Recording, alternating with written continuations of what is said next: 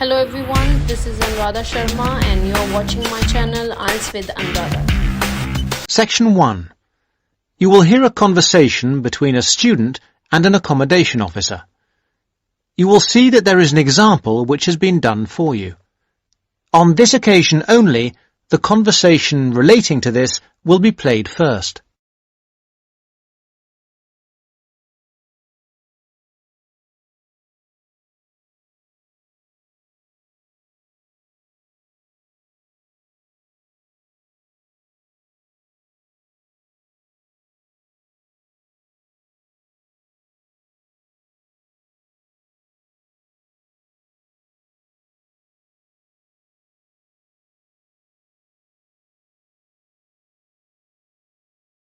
Well, you have left things a bit late. Have you tried looking for somewhere in Newbridge? Newbridge? No, I haven't. I've never heard of Newbridge. Well, let me show you. I've got a map here. Here's where everything is. You come into Newbridge over the bridge, and the main road in front of you is, surprisingly enough, the High Street. This is one of the main streets. The accommodation officer says the first place is High Street, so A is written in the space. Now we shall begin. You should answer the questions as you listen, because you will not hear the recording a second time. Listen carefully and answer questions 1 to 3. Well, you have left things a bit late. Have you tried looking for somewhere in Newbridge? Newbridge? No, I haven't. I've never heard of Newbridge. Well, let me show you. I've got a map here. Here's where everything is. You come into Newbridge over the bridge, and the main road in front of you is, surprisingly enough, the High Street. This is one of the main streets. And branching off to the left, you can see there, is West Street. That is another busy part of town. I see. Now, as I was saying, here is the High Street, and here is West Street going left. Now, if you go along West Street, the first place you come to on your right is the supermarket. It's not a very big one, but it's got most things you're likely to need. Next to it, there's the Old Town Hall. I say the Old Town Hall because it is about 100 years old, but it will soon make way for a car park, I'm afraid. I suppose the car is king. Now, opposite the supermarket is the railway station. You can get very frequent buses and trains from here into the university. And next to that is the sports centre. It's a brand new one and was built on the site of some tennis courts. So that's progress. It's got everything the keen sportsman like yourself might require. Now, that's the centre of town, and I want to point out to you the buildings opposite the supermarket, but on the other side of London Road. There are two buildings there. The one further away from the High Street is called the Heights, and the one nearer the High Street is called the Towers. What are they? They are where you could find a flat. One of them, the Heights, has a number of flats for rent at the moment. Oh, good. Exam listening. Now answer questions 4 to 10.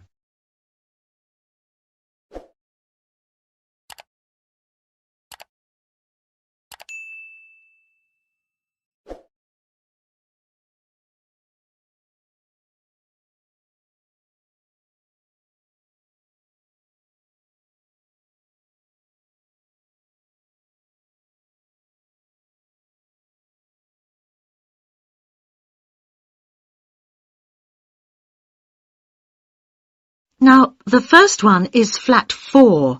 That's a nice flat with a balcony, and you need to apply to the Newbridge Accommodation Agency to ask about that one. You'll find their number in the phone book.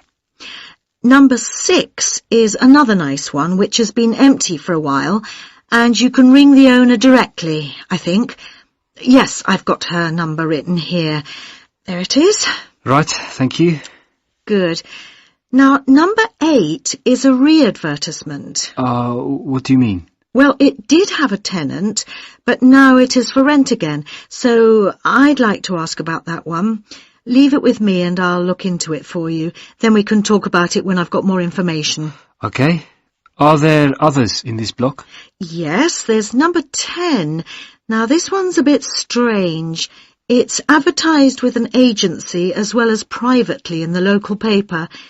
Normally, if it's advertised through an agency, you shouldn't really go behind the agency and go directly to the owner. But on this occasion, I suggest you just answer the advert here in the newspaper, which the owner has obviously put in. Okay. Finally, there is number 14. This is with the New Start agency. This is an agency started by the girl who was my assistant here, and she left to make money for herself, so she's not my favourite person. But I'm afraid I would have to advise you to go through the agency anyway. Again, their number is in the phone book. All right, is that something for you to be starting with? That's great. But what kind of place is Newbridge? It's a nice place.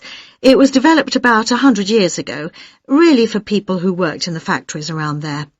They were clothing factories and everyone worked in them, men, women, boys and girls. Then, when the factories closed down, things got very difficult for the town. There was a huge amount of unemployment until a few years ago when, in the telecoms boom, a company making mobile phones started up. I think your phone was made in Newbridge. And now this company employs most of the people in the town. There are new housing estates on the edge of the town, but they're mostly occupied by young families, and there isn't much student accommodation there. Most flats and so on are in the centre.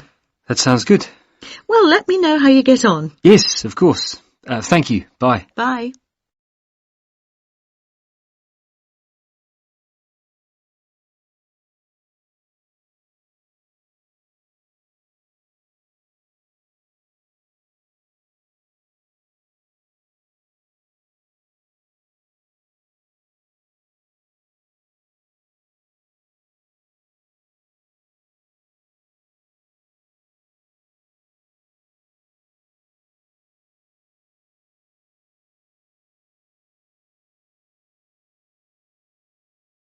Section 2.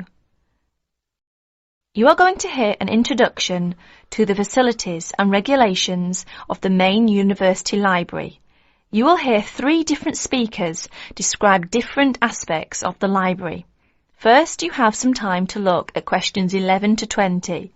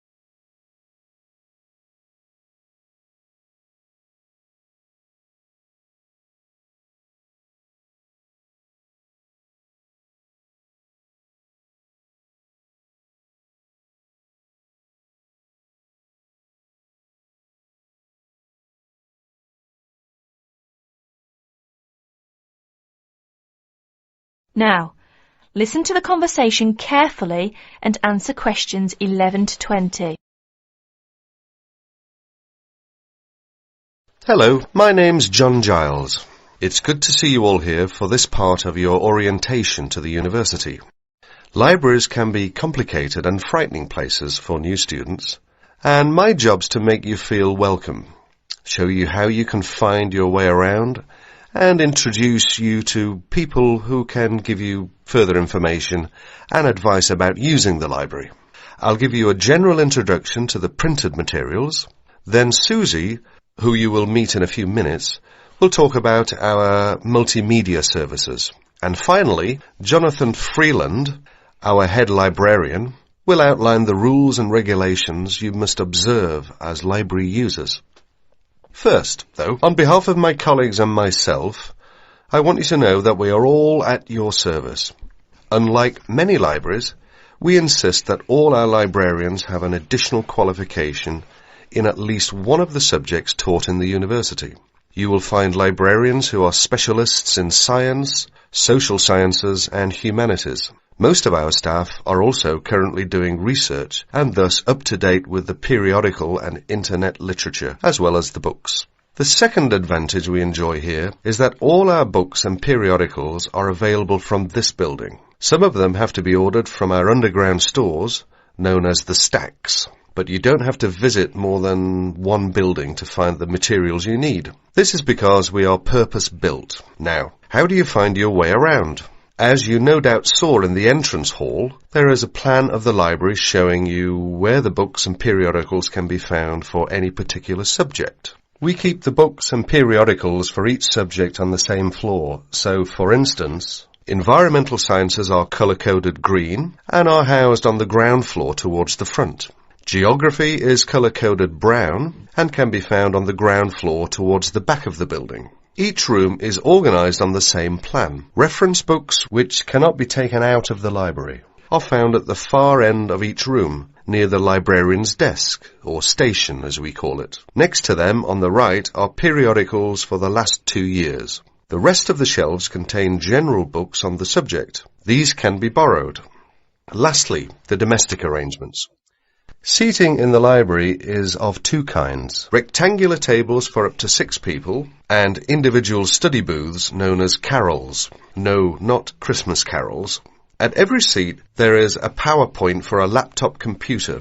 There is also a panel which lights up to tell you when a book you have ordered is ready for collection from the librarian's desk. After all that hard work, you'll be ready for something to eat. And there are slot machines on every floor where you can buy food and drink.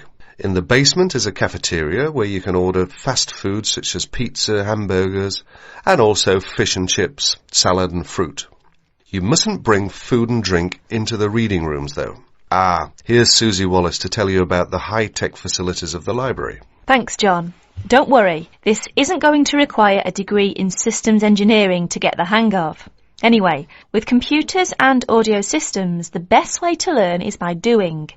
But here's a few tips to get you started. If there's anything else you want to know, each piece of equipment has a manual explaining how to use it, and either I or Elaine, my very capable assistant, will be on hand to get you sorted out. First off, I'd like you all to follow me over to the Multimedia Centre. You have to come through this room to get to it in any case.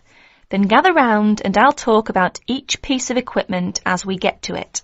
Right, here we are. Now, the Multimedia Centre, or MMC for short, houses all the computer facilities you'll need for your degree studies and your language learning. Many of you are studying electronics or similar subjects. We have terrific facilities for learning CAD, computer-aided design, for you non-technies. Some leading companies have donated equipment and state-of-the-art software packages.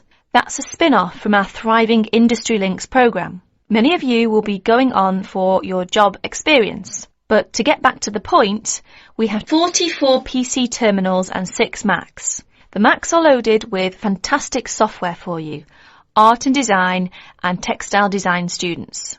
Over here, you can see our 2 widescreen TV monitors. They can receive broadcasts in most Asian and European languages, as well as English. For English language news, we encourage you to use the Student Union TV room, so that those who are learning other languages can use these. Some useful broadcasts come at awkward times, so if you get a note from your academic advisor on a form we'll give you, we can tape up to 2 hours a week for you. In a moment, I leave you to explore on your own, but here's our head librarian to say a brief word about library regulations. Good morning. I'm sorry to sound like a police officer, but there are a few rules we all need to observe for the benefit of everybody. Courtesy to staff and other library users comes high up the list. Second, the security and safekeeping of materials is essential. All library items are electronically tagged. If the beeper goes off as you leave, you must return to the checkout desk. You are not allowed to bring any bags, packages, or outdoor clothing into the reading rooms. You must leave them in the lockers outside in the corridor. You must take reasonable care of library materials while they are in your possession and return them within 2 weeks of borrowing them. Failure to return them on time without a good reason will result in a fine. When you register to join the library, you will get a copy of the full rules and you must sign this to say that you obey them. That is the end of section 2. You will have half a minute to check your answers.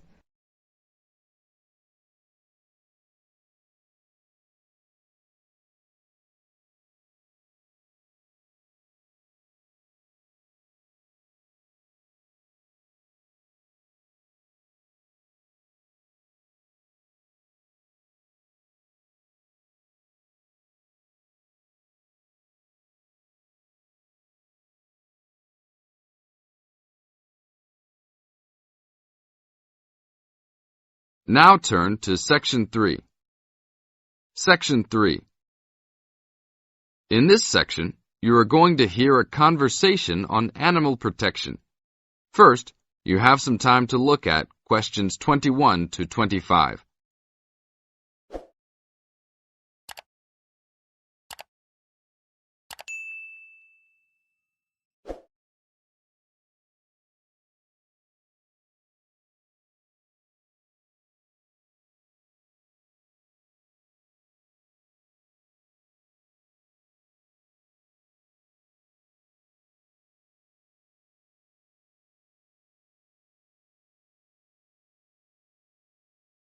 Now listen to the tape and answer the questions.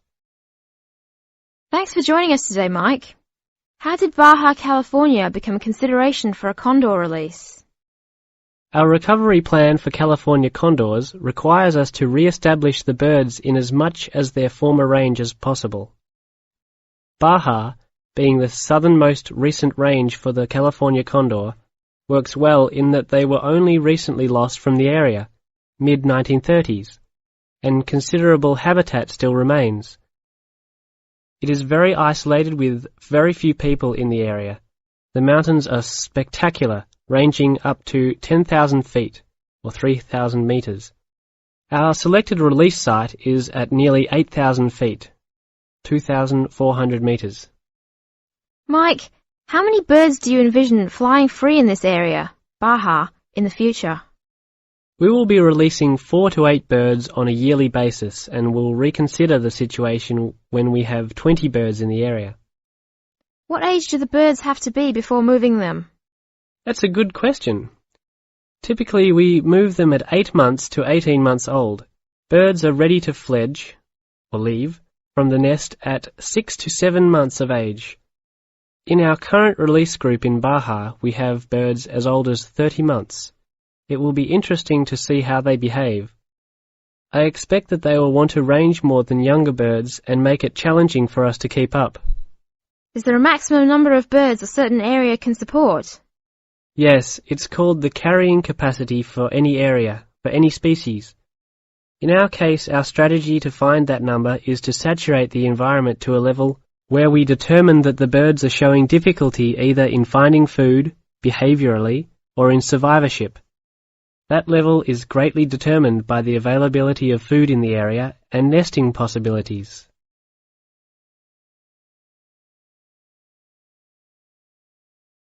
Now look at questions 26 to 30.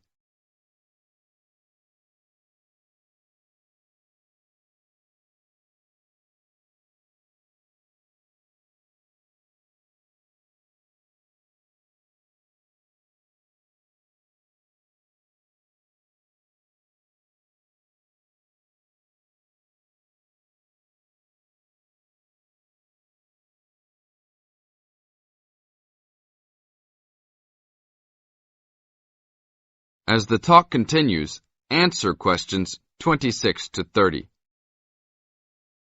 What do you hope to accomplish with this release in the long run? I expect that well within 10 years the condors will be flying north and joining birds already released in Southern California. Hopefully we will reach at least 150 birds in each of these populations within about 15 years. What would you say is the biggest contribution to the California Condor program's success? That would have to be the fact that we were able to breed the birds in captivity from the 27 birds we started with in 1987 to the 205 birds we have today. This is thanks to cooperation between the San Diego Wild Animal Park, the Los Angeles Zoo, and the World Center for Birds of Prey in Boise, Idaho. Are there any problems keeping track of and protecting your released animals outside of the US? Nope. We are using radio transmitters and will be using the new satellite and GPS transmitters as well. Which system is better? Using satellites.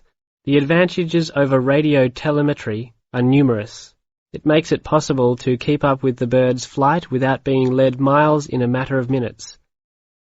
It took the young condor only a week to migrate across the state, and with just radio telemetry, poor weather can keep a plane grounded, and not all roads are accessible to track them on ground.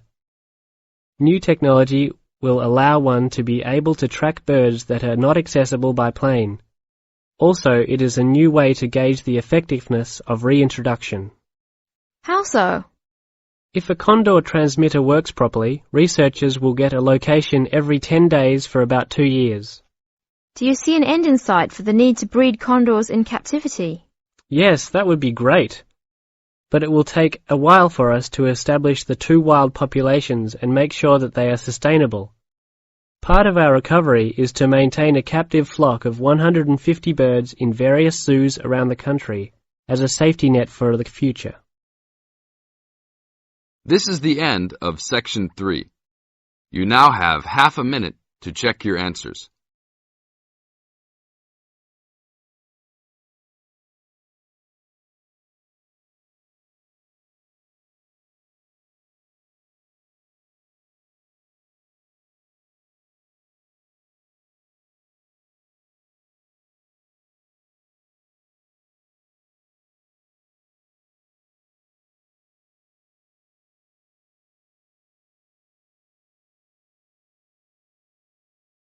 Now turn to Section 4. Section 4. You're going to hear a lecture about dorm rooms. First, you have some time to look at questions 31 to 40.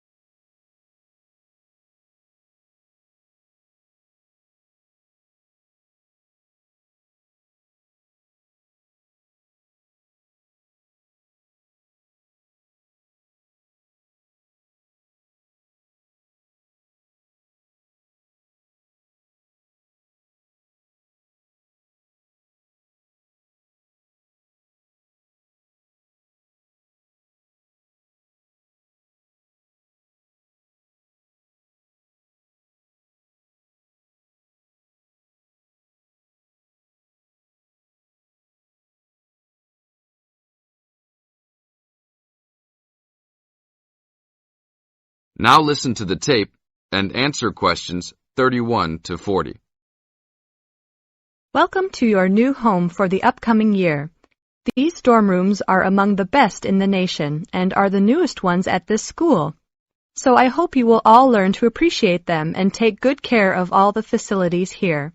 I am Gina, and I will be residential advisor in this building for the year. Today I am going to tell you about some of the programs and facilities that are available to you. I will also be telling you the rules that everyone is expected to abide by. I will be asking you to give me your full attention for the next few minutes. I will first tell you about the facilities that are available to you. The dining facility is located on the first floor of the building.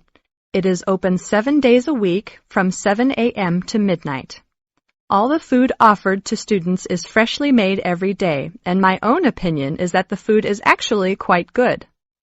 Feel free to come and grab a banana for breakfast or sit down with a group of friends for dinner. Although your meals are served buffet style, please do not waste food. All students are expected to clean their own tables after meals. In the basement of this building, there is a gym and recreational hall. The gym has workout equipment such as treadmills and weight sets. In the recreational hall, there are ping pong tables and a pool table for student use. You must sign in when using this equipment, and you will be held responsible for any damages or losses. The gym and recreational hall are open daily from 10 a.m. to 10 p.m. There is a kitchen located on the second floor of this building. Your dorm key will open this door. Inside there is a refrigerator, a microwave, an oven, and a stove. This room is open 24 hours a day, 7 days a week. If you decide to cook a meal, please be considerate to all the students and clean up after yourself.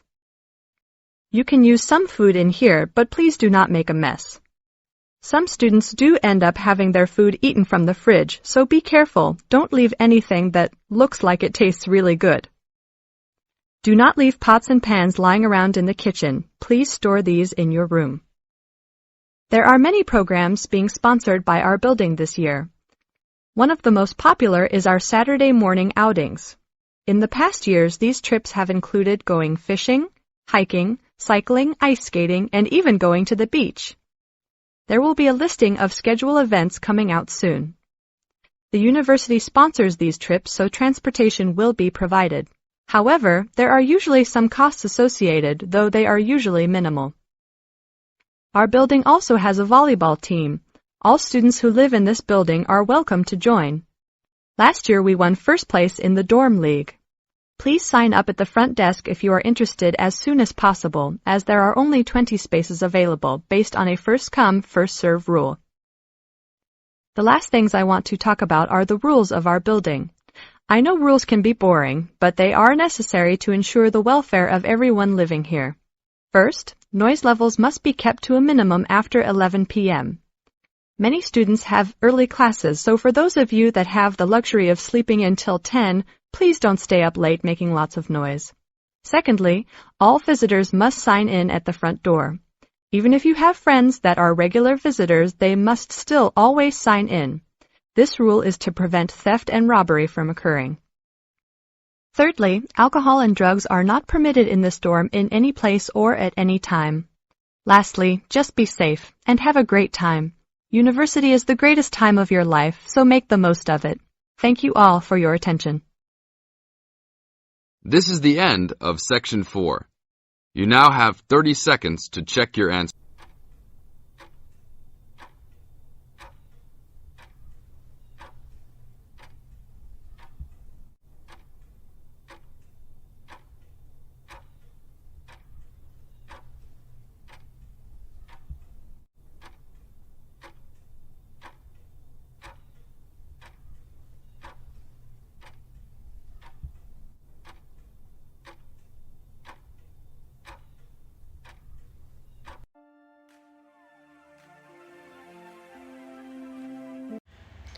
Thank you for watching and stay tuned for more videos.